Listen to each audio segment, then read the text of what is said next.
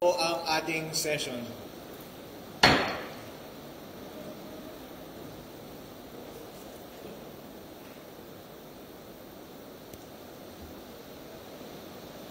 Natapos po tayo kanina sa usapin ng pagbibigay ng cash incentive sa mga college graduate na may Latin honors at mga nag-top notcher ng kanilang mga board at professional exams. Meron pa po bang natitirang mga katanungan tungkol sa bagay na ito mula sa ating body, please? Wala na po. Tamang pagkakataon na po ito kung gusto ninyong mag-motion na i-refer ito sa tamang komite kung yun po ang inyong intention.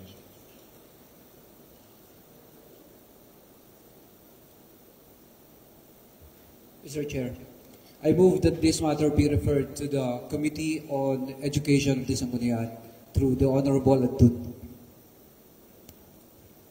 Mr. Presiding, with this ordinance, an ordinance institutionalizing the grant of cash incentive to college graduates with Latin honors and board or licensure examination top-notchers in the municipality of Reyna Merced Isabela and providing funds thereof, Mr. Presiding. Opo. Okay po. Meron po bang objection sa motion na iyon na i-refer sa committee? Wala po. Ang bagay po na ito ay i-refer natin, na-refer na sa committee ng body na ito.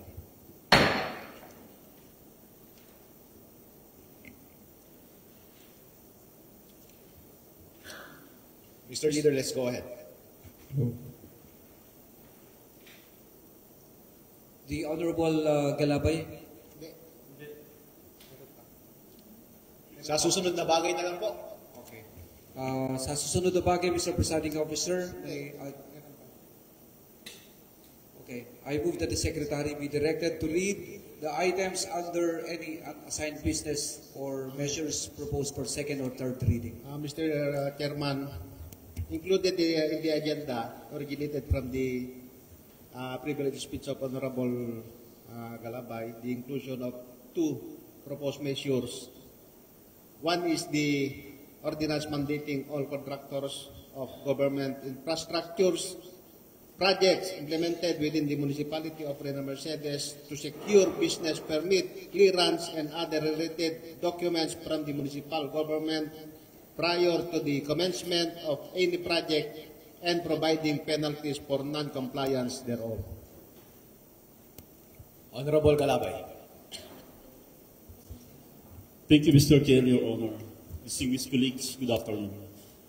The proposed ordinance, as read by our Sangguniang Secretary, is a direct product of the legislative inquiry conducted by the Sangguniang Bayan of Reyna Mercedes on the flood control projects implemented in the municipality of Reyna Mercedes. During the said inquiry, Mr. Chair, it was observed that some contractors of government infrastructure projects commenced construction works without first securing permits, clearances, and other regulatory documents from the municipal government of Reyna Mercedes. Kagaya po ng tinuran po ng ating pong MPDC, ang Engineering Department. Si Engineer Navarro, na kailangan ang mga contractors, bago po sila mag-umpisa ng kanilang proyekto dito po sa ating bayan, ay kailangan makikipag-coordinate at kumuha po sila ng related mga permits and clearances and other related documents dito po sa ating pong municipal government. Such practices undermine the authority of the local government to regulate and monitor infrastructure activities within its jurisdiction. It also deprives the municipality of revenues due from permits and regulatory fees, and more importantly, compromises compliance with environmental, sanitation, and safety standards that safeguard the welfare of our community. Republic Act 7160, Mr. Chair, otherwise known as the Local Government Code of 1991, mandates every local government unit to promote the general welfare of its people and grants if the authority to issue licenses and permits, as well as to regulate activities within its territorial jurisdiction. In line with this mandate, the municipality of Reino Mercedes must ensure that all contractors, whether private or government-owned, regardless of whether projects are locally or nationally funded, comply with the same standards, regulations, and obligations required of all businesses operating in the locality. This measure, therefore, seeks to mandate all contractors of government infrastructure projects to secure the necessary permits, clearances, and other related documents from the municipality prior to the commencement of any project. It further provides penalties for non-compliance to ensure strict enforcement and adherence, Mr. Chair. Yan po lang po, Ginoong Tagapangulo. Maraming salamat po. Ninanais niyo po ba na talakayin ito ng committee? Yes, Mr. Chair, since the proposed ordinance is a direct result of the legislative inquiry we conducted on the government infrastructure projects implemented in the municipality of Reino Mercedes, particularly the flood control projects, I believe there is no further need to conduct a committee hearing. Therefore, Mr. Chair, I move to dispense with the usual procedures of this honorable body. And now we will proceed to the second reading of the proposed ordinance to open the floor for a period of debate, interpellation, and possible amendments as may be necessary, Mr. Presiding. Meron na po bang draft tayo ngayon ng ordinansa na ito, sir? Meron po tayong draft ordinance, Ginoong Tagapangulo. May I request the Secretariat to please make a copy of the proposed ordinance and furnish all members of this honorable body. Okay po. Tama po yun na since natakin na natin sa committee yung bagay na iyan at ito ay resulta ng ating pagdinig tungkol sa mga DPWH projects, ang kanilang pagkukulang tungkol sa kanilang mga obligasyon sa ating munisipyo, tama lang po na hindi na natin gawan ulit ng isa pang committee hearing. Pero para po ma-finalize yung ordinansa, isubject po natin sa debate. Gusto mo po bang magdebate na ngayon, Mr. Proponent, o next week na para makapaghanda po ang ating mga kasama? Yes, Mr. T. As requested by some of members of this body, siguro we will put into debate these proposed measures next week, next regular session. Opo, kung ganun po ang inyong ninanais, sapat na po iyon bilang unang pagbasa. Sa susunod na linggo po, iti-take up po natin yun for second reading. Honorable Bawa, sir. Yes, Mr. Sa katunayan, wala pa kaming hawak. So, nagpa-copy si Honorable Perry, labay ng kopya para mapag-aralan din yung proposed na ordinansa for the next schedule of session na lang po pagdidibatan. Okay po. Maraming salamat po. Sige po. Okay na po iyon. Iti-take up na po natin ulit yun sa susunod na session. Susunod na bagay, meron pa po ba, Mr. Leader? Yes, Mr. Presiding. For the next, included in the proposed measure originated from the privilege speech again from the Honorable Galabay is a proposed measure, an ordinance strengthening the implementation of sanitation, environmental, and health protocols in the issuance of business permits, clearances, and other related documents. Introduced by the Honorable Heribert Galabay. Maraming salamat. Mr. Chair, Your Honor, once again, distinguished colleagues, good afternoon. This proposed ordinance is born out of the legislative inquiry conducted by the Sangguniang Bayan of Reino Mercedes on the piggery operations of certain company within the municipality. Ang panukalang ito ay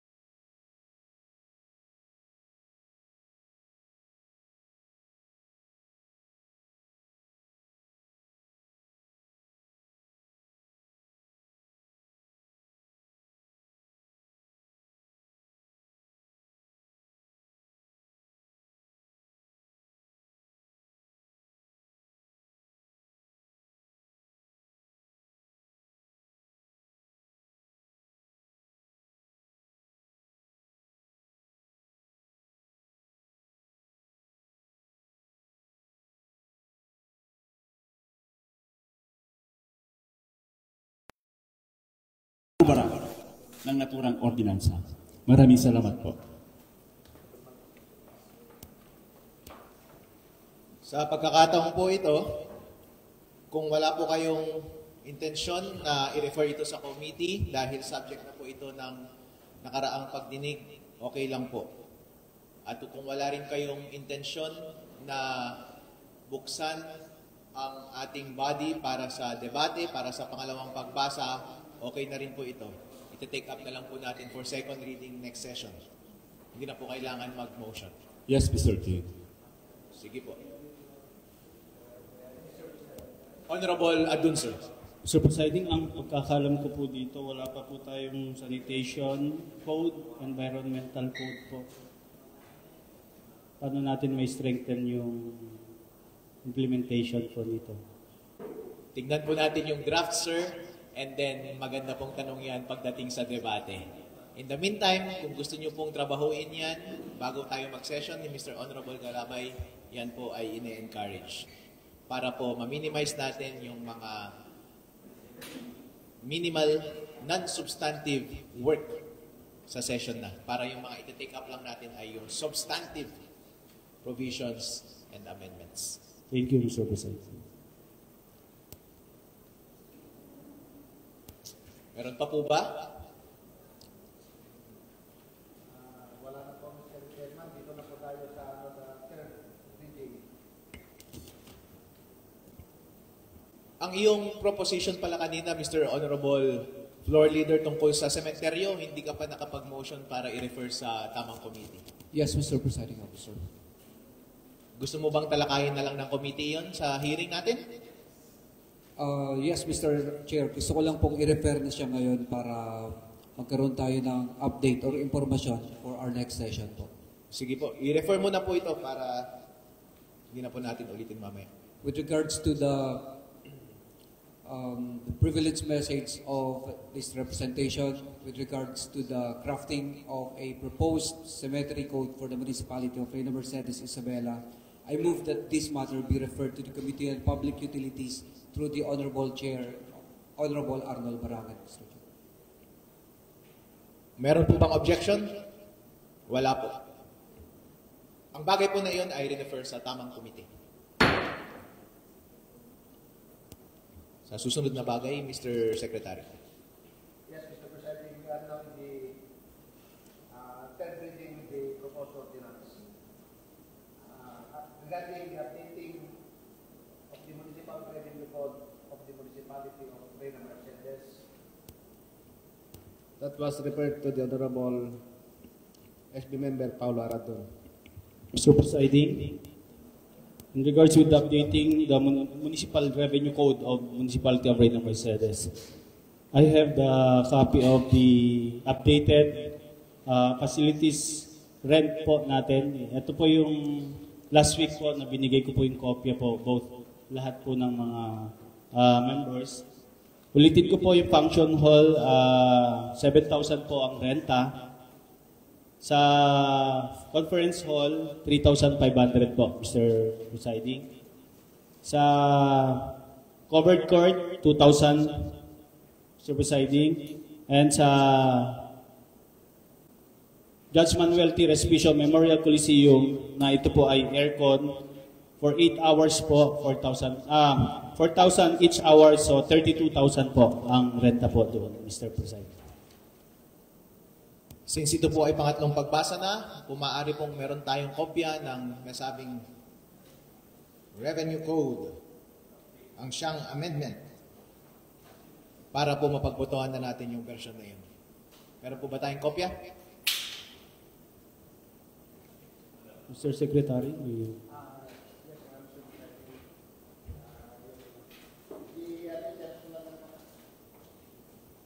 and sana next week ma-approve na po natin for the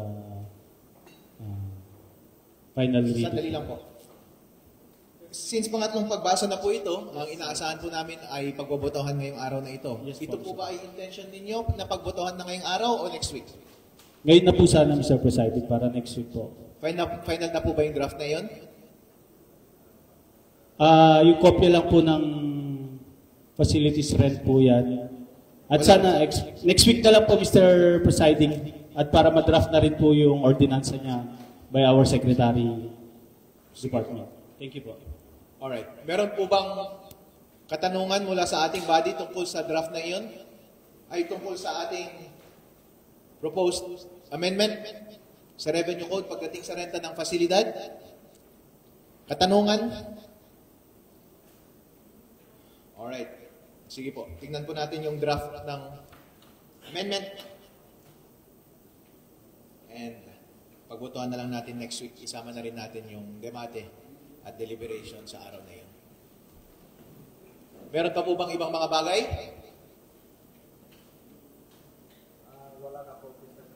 Sa pagkakataon po ito, gusto ko pong i-take yung pagkakataon para mag-propose ng isang inquiry sa isang bagay at gusto ko pong magsalita sa ating podium. Ngayon po ay voluntaryo ko pong sinisid ang aking pagiging presiding officer sa ating Honorable Number 1. Kung wala pong objection, yun po ang mangyayari. Ako po ay magpo-propose ng isang inquiry. Sige po.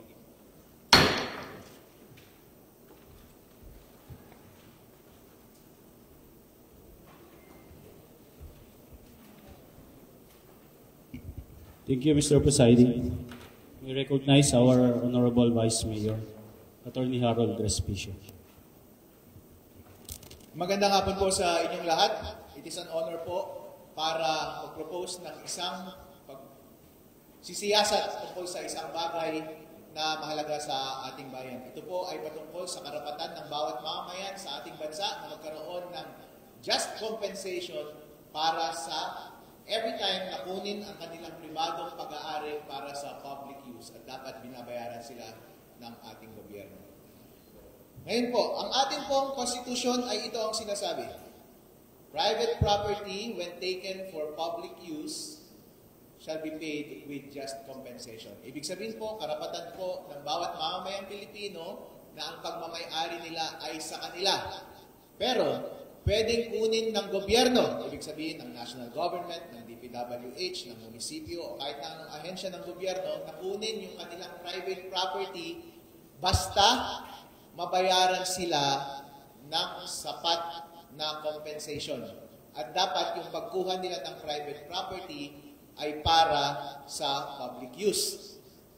Ang pagkuha po ng private property at ang pagbayad po ay dapat halos sabay. Ibig sabihin po, in general, kapag halimbawa may project ang DPWH, ang National Irrigation o kahit na anumang ahensya ng gobyerno, dapat ine-negotiate muna nila yung pagbayad doon sa private property nila yun bago sila pumasok. Ibig sabihin ng pagpasok is bago nila dalhin yung kanilang kagamitan doon sa private property para mag-erect ng anumang physical project doon sa property na iyon.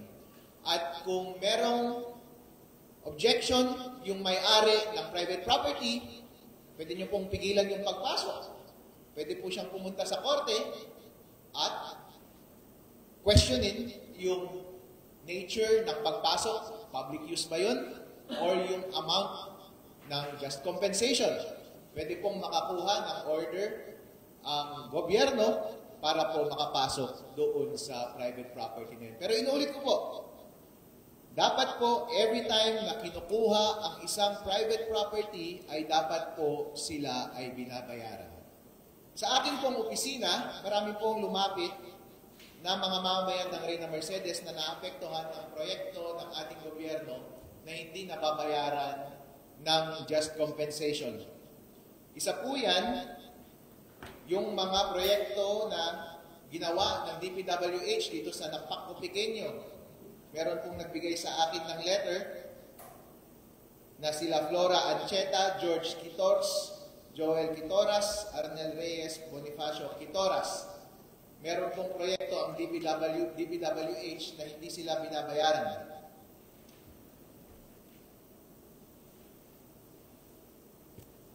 Meron din pong binigay na sulat ang mga mamamayan na sina Dennis Albendia, Karen Gina Quitoras, Maricel Paipuan, tungkol din sa kanilang pagmamay-ari na hindi hindi sila binayaran ng DPWH noong ginawa yung project ng DPWH. Meron din pong lumapit sa aking tanggapan, ang aking katunggali nung nakaraang na eleksyon na si Mr. Boyet Bawa, tungkol sa kanyang pagmamayari din na naapektuhan ng isang proyekto ng gobyerno. Kinuha na po yung kanyang property, na occupy na po, pero wala pong just compensation, hindi po siya nababayaran. At ito po, kasama natin ngayon,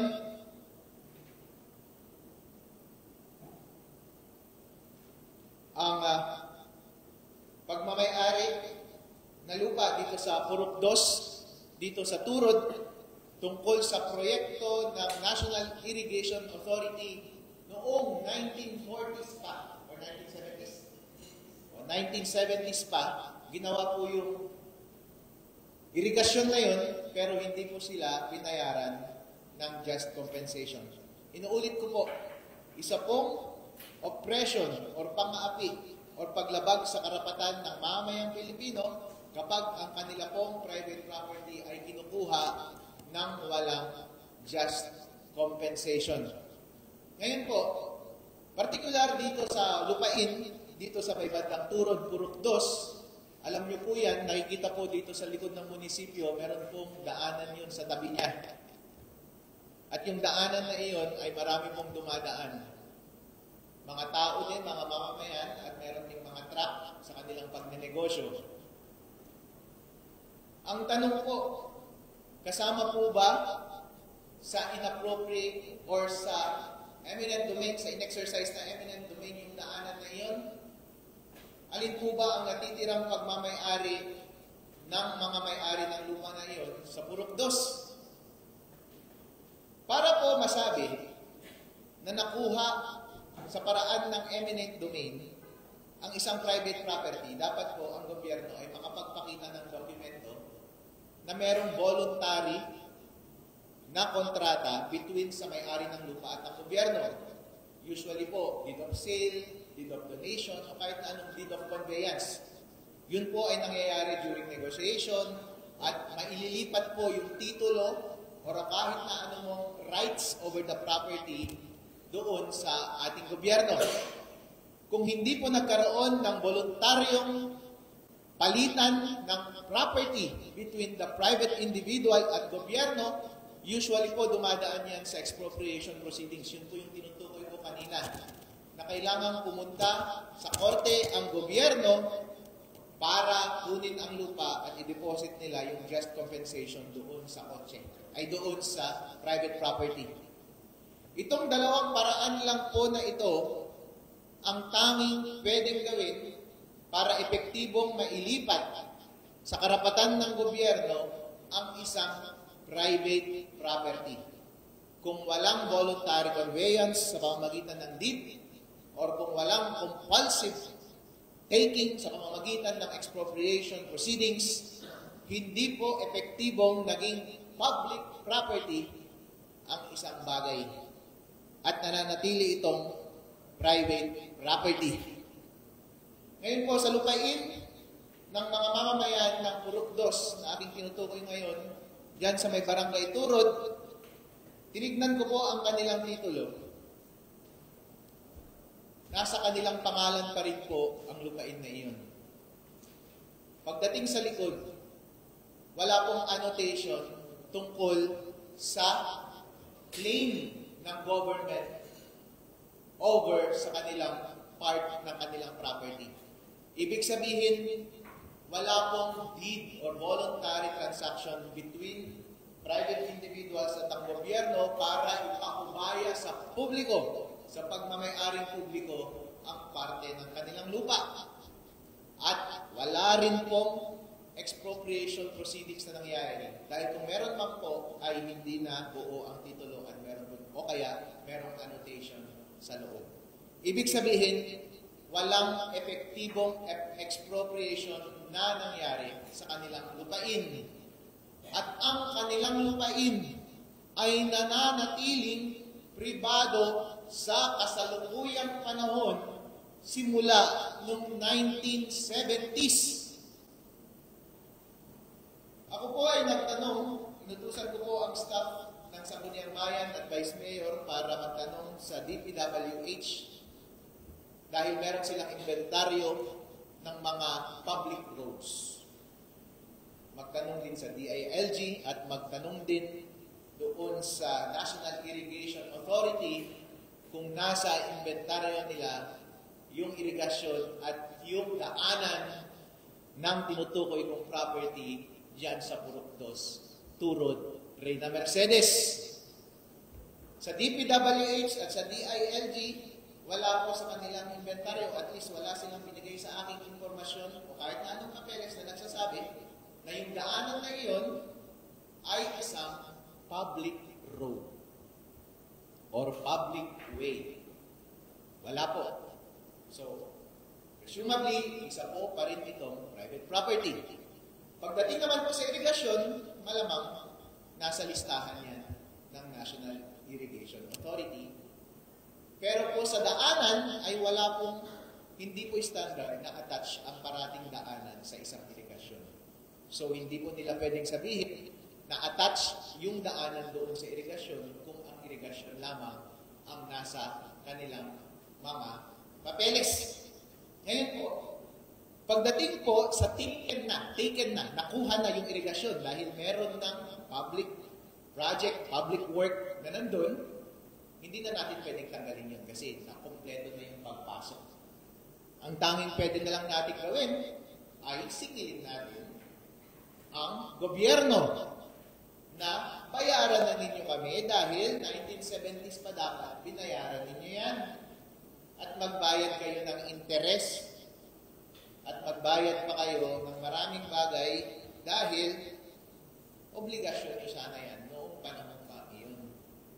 Ang problema po ngayon sa mga bagay na iyan, parati nilang sasabihin, di magkaso ka na lang. Yun po ang reklamo ko sa ating gobyerno. Wala pong empathy, walang malasakit. Obligasyon nyo po sana yan na isipin ninyo kung ano yung financial obligation ng inyong ahensya sa mga mamamayan, especially kapag nag-claim sila. Huwag nyo pong ituro yung isang ahensya ng gobyerno na sila ang mag-solve ng inyong problema at mag-take advantage kayo sa inefficiency, kabagalan at kakulangan ng ating bureaucracy para ipagkait ang isang fundamental right ng isang mamamayang Pilipino. Kapag yun po ang sabihin ninyo, mga ahensya ng gobyerno, kayo po ay nagkukulang at hindi nyo po ginagawa ang inyong trabaho. Ngayon po, sa panig ng NIA, dapat po iniisip ninyo yung claim na lumalapit sa inyo kada taon. At sana po nagbo-volunteer kayo na meron pa palang hindi natin nababayaran ng just compensation, na take na natin yung private property nila. Nalabag na natin yung kanilang karapatang pantao. Huwag na sana natin silang patuloy pang pahirapan sa pamamagitan ng pagsabi sa kanila na magsampa na kayo na lang ng kaso. Dapat ang gawin nila is voluntaryo sila na kausapin yung head ng kanilang ahensya. Sir, marami pa tayong dito, i-put forward natin yan sa appropriation para ma-take up sa general appropriations every year ng national para mabayaran lahat ang mga nag-claim sa atin. Marami pong solusyon sa mga ganyang pagkukulang. Nagkukulang po yung head ng ahensya kapag hindi niya ginagawa yung bagay na iyan.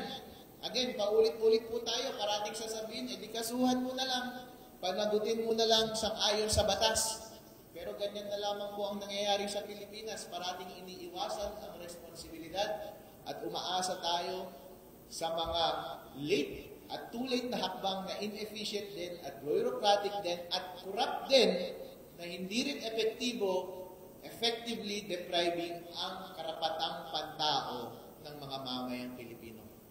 Kung talagang nagmamalasakit po tayo sa ating mga kababayan, dapat po, kung meron tayong obligasyon talaga sa kanila, na bayaran sila ng just compensation, huwag natin silang i-refer sa adjudication dahil meron naman tayong kapangyarihan na voluntaryo on our own initiative na mag-appropriate at bayaran sila ng karapat-dapat na salapi sa kinuha nating private property mula sa kanila.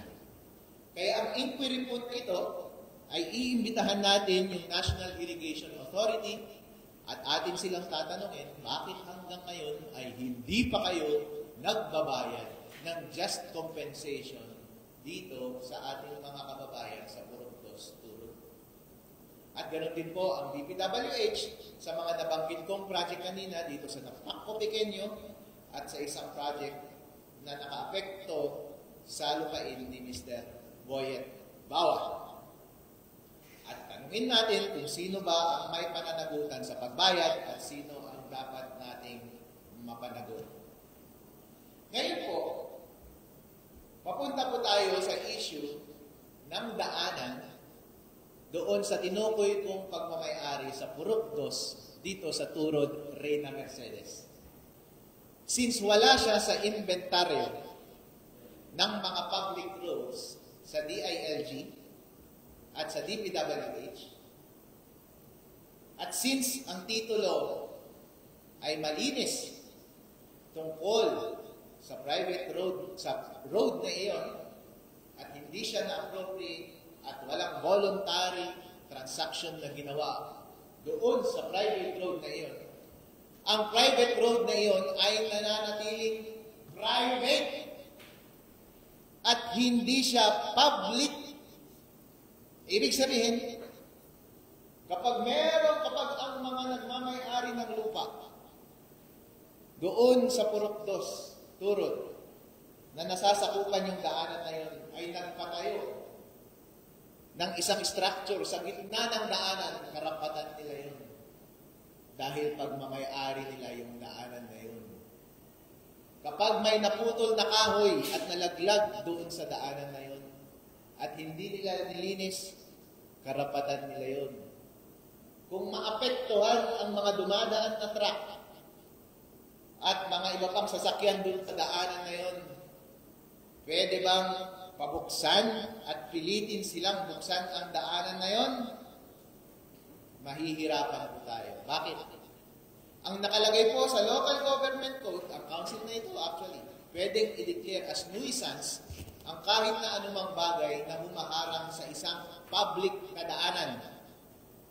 Pero bago magawa ng council ang hakbang na iyon, kailangan muna nating i-declare na ang daanan ay public. Kailangan nating i-inquire sa DPWH kung public ba yung daanan na yun.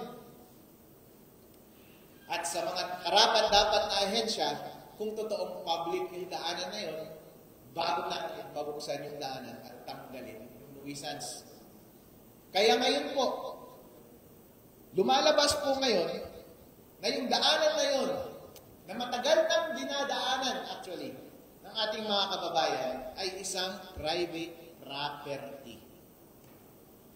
Kaya kasama po sa ating inquiry na tatanungin, ay tanungin sa DPWH, sa DILG, at iba pang mga karapat-dapat na ahensya ng gobyerno at sabihin, public road ba ito? Dahil sa tingin namin, sa lahat ng dokumento na nakita namin, isa itong part ng private property. At kahit na ano ang gawin nila doon sa private property na iyon, ay walang kakayahan ang kahit na sinong ahensya ng gobyerno. Kasama na dyan ang pulis, kasama na ang council, kasama na ang governor, mayor, presidente ng Pilipinas, na pagbuksan ang daanan na iyon dahil inviolable ang karapatan ng pagmamayari ng bawat mamamayang Pilipino.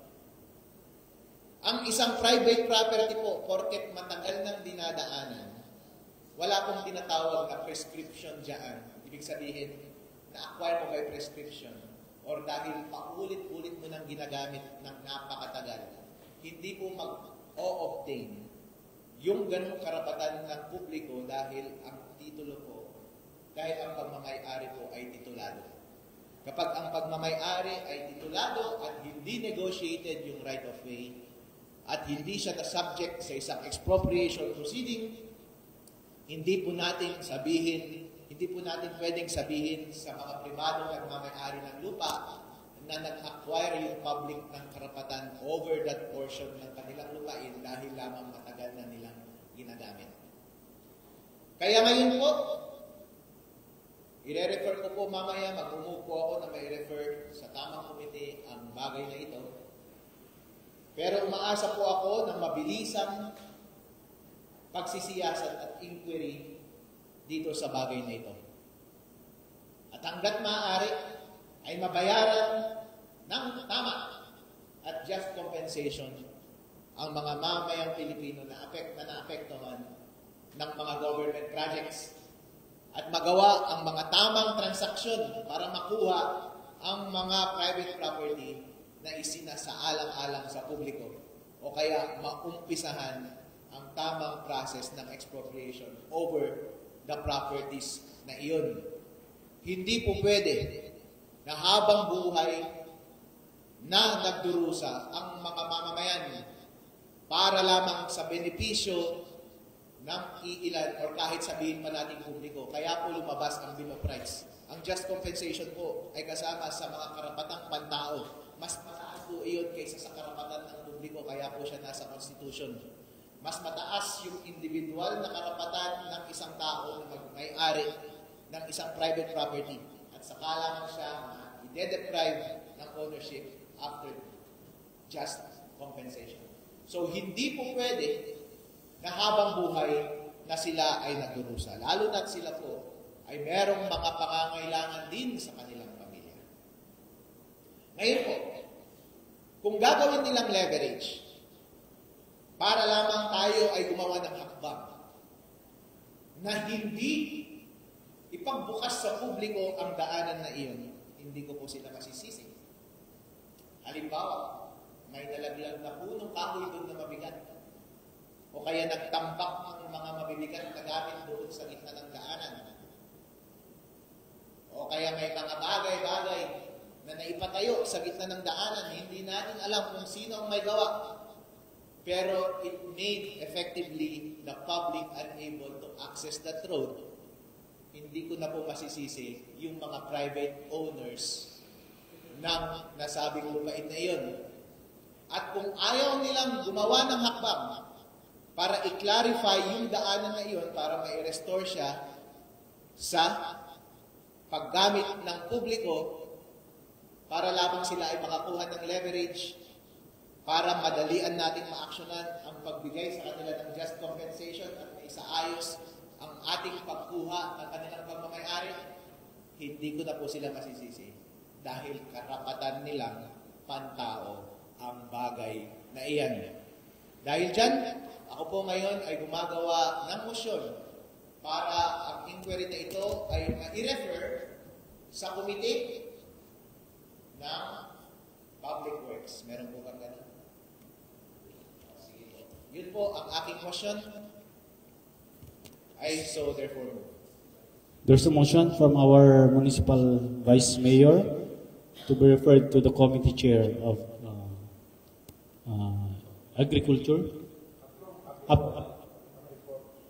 environment, public works, utility po. So, being the Mr. Chair, Yes, you are recognized, Honorable. as a member on the committee level, upon the motion or proposal of Honorable Vice Mayor, alam ko ng lahat ng mga ginawa ng niya dyan na daan, hindi pinapakiaraman ng lokal na gobyerno.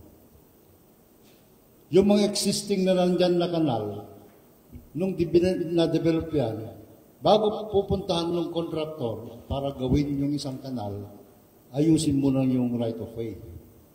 Magkabayaran muna bago construction ng kanal na yan. Bakit nung araw ba na yon wala man lang umara dun sa isang construction? Ihinto muna yan. Ibigay muna yung bayad ng right of way. Lahat kasi ng mga dadaanan at daanan ng tubig sa atin, hindi binayaran ang right of way, yung mga kanal. Magmula dun.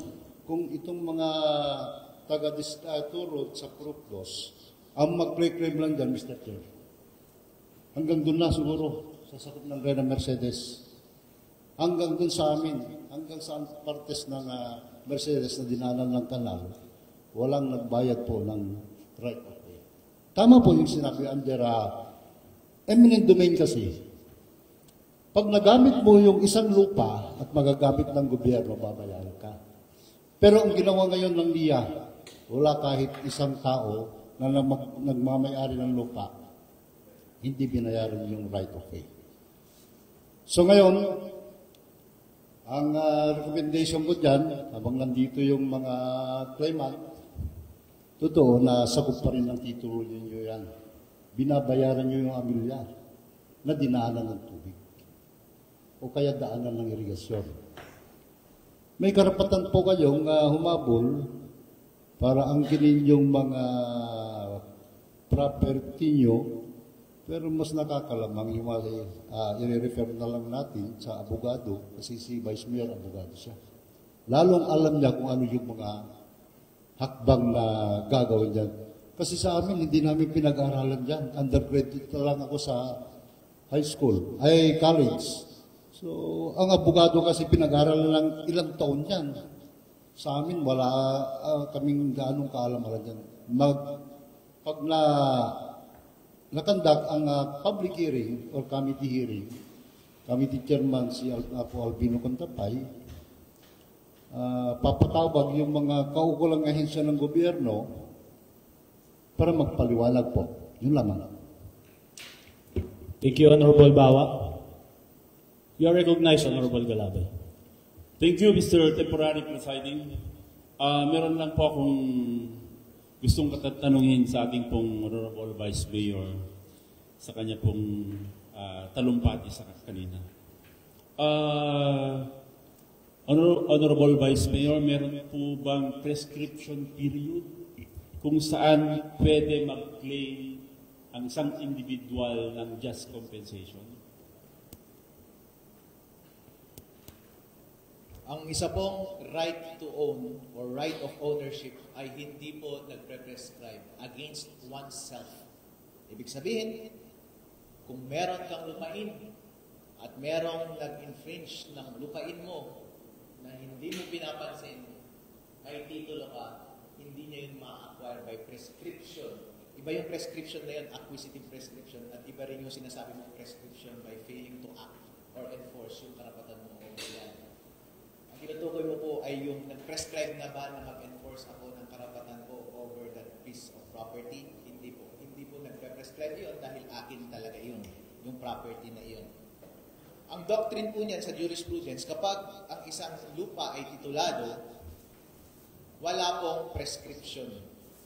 Ibig sabihin, walang acquisitive prescription or kahit easement man lang. Ibig sabihin ng acquisitive parang maging sa kanila yung lupa or easement, hindi maging sa kanila yung lupa, pero magkaroon sila ng karapatan na gamitin yung lupa sa isang paraan, halimbawa, dumaan, right? Okay. Kapag titulado po yung property, hindi mo nila yung ma-acquire by prescription. So, yung inaction na may-ari ng lupa, kahit matagal nang nangyayari na dumadaan yung publiko sa lupain na yun, kung private property pa rin yun, private property pa rin yun. Ganon din po, porket hindi sila gumalaw since 1970s, hindi sila nagreklamo o hindi sila nagsampa ng kaso, it will not be taken against them on account of prescription, failure to enforce their rights. Thank you, Honorable Vice Mayor. Yun lang po, Mr. Temporary Presiding Officer. Maraming salamat po. Thank you, Honorable Galapay. So, we move with the motion of our proponent to have refer to the Committee on Public Works the inquiry of our Municipal Vice Mayor. You are recognized, Honorable Edwin Esteban. Thank you very much, Mr. Temporary Presiding Officer. Sir, insofar as just compensation is concerned, since the property to be taken is for public use, can we insist ang tamang presyo po ng aking lupa? For instance, gano'n, na kinuha nila. May i-insist ko ba na yung tamang presyo ng lupa ko? If that property is for public use? Ang question po ng justness ng compensation ay isang factual question na pwede siyang ilitigate. Pero po in practice, kapag meron pong project na ginagawa, meron na po silang preliminary just compensation na itinatakda. At yun po yung ino-offer nila sa inyo, hindi po ba? Kapag sang-ayon po kayo doon, meron po kayong voluntary conveyance ng property at tinanggap niyo po yung justness ng compensation na yun. Pero kung sa tingin niyo po na hindi sapat yung compensation na yun, pwede po kayong pumunta sa korte or kung kung ayaw nyo talaga silang papasukin dun sa pagmamayari na yun, pabayaan nyo silang magsampa ng kaso at dun ninyo erase yung justness ng compensation para hindi pa foreclosed yung issue na yun. Pero at any rate, kapag nagbigay naman sila ng down payment, makakapasok po sila at pagbibigyan po sila ng korte. Pero po at least yung question ng justness ng compensation ay na-bring up nyo doon sa proceedings at matatalakay po iyon at ipagdasal natin na mapataas pa yung ibabayad sa inyo. Again, it's a question of fact po at marami pong titignan ang korte na bagay-bagay para malaman kung magkano talaga ang presyo. Depende po sa ebidensya na ibibigay ng gobyerno at ibibigay ng private na individual. Pwede po siya magbigay ng tax assessment, pwede rin siyang magbigay ng assessment ng mga private estimators, or pwede rin siyang mag-propose ng compensation on account of loss of beneficial use. Kasi meron pong jurisprudence tungkol dyan. Halimbawa, meron pong jurisprudence na kahit hindi yun yung valor ng lupa base sa tax assessment or kahit sa appraisal ng iba, pero yun yung nawalang benefit sa pagmamayari dahil may ginawa yung gobyerno na airport at naiingayan na siya. Kailangan mong patunayan yung doon sa korte para ma-determine as much as possible yung tamang compensation na para sa iyo. In other words, kung hindi ka sumasang-ayon sa just compensation na ino-offer ng gobyerno, pumunta ka sa korte at kumuha ka ng magaling na abogado.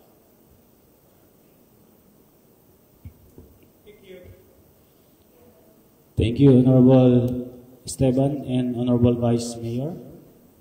So, our Municipal Vice Mayor, may we refer the inquiry to the Honorable Albino Cuntapay, the Committee on Public Utility.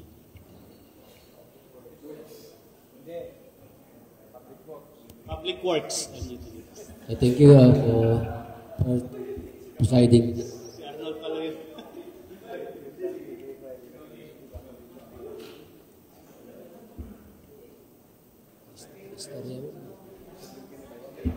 Noted po temporary presiding. Thank you, Honorable Albino Cuntapay. Since our Vice Mayor, may inquiry pa po, Vice Mayor. So, there's no other agenda to be tackled by our Municipal Vice Mayor. I will now cede my position as presiding officer to our Municipal Vice Mayor to take over. Thank you.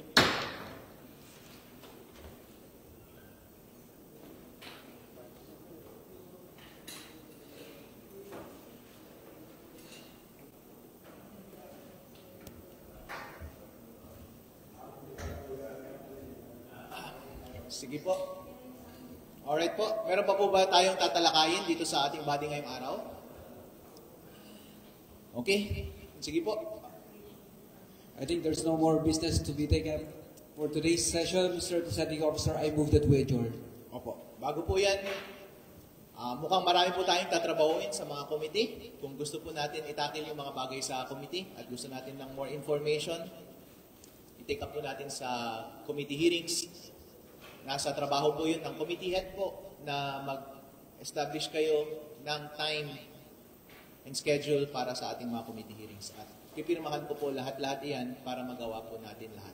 Kung ayaw nyo rin po ng committee hearing, o di isa lang po natin sa session, pero dapat po maging kumpletong handa kayo sa session ng anumang tanong na babagsak sa inyo. Dahil usually po, yung mga tanong na itatanong sa inyo sa session ay kung minsan matututunan natin yun sa committee hearing. Kung sa tingin ninyong wag nang mag-committee hearing at i-take up na lang sa session, just be ready sa lahat ng tanong na matatanong pagdating sa session. Well, ganoon po. Maraming salamat po sa inyong lahat ngayong araw na ito. I really feel good today. Everyone did an exemplary job. Great job. And meron po bang objection sa motion to adjourn ng ating session? Wala po. Ang ating session ay natatapos na ngayong araw.